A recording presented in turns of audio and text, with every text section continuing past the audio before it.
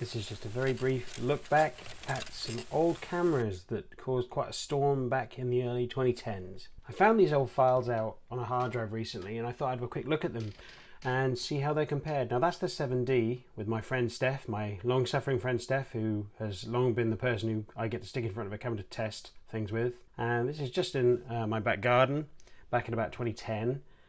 And as we go from the 7D to the GH1 or the GH13, because it was the hacked version. Now, I always thought the GH13 was that it looked better, but looking at it here, I actually think that the Canon 7D has much nicer colors. Now, of course, you could tweak the colors in post, or maybe you could mess around with it in the camera and get better rendition.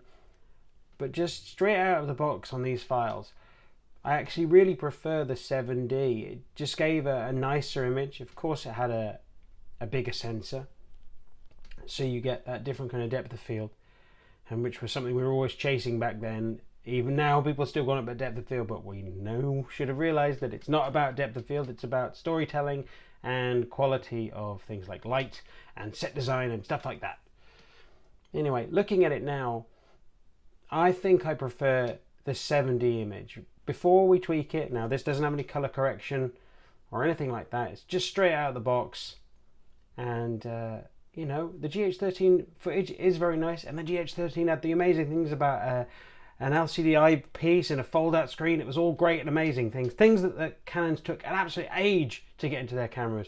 So the GH13 was a complete revolution. But just in terms of picture quality, straight out of the box, I think I prefer the 7D. What do you think? Don't shoot me.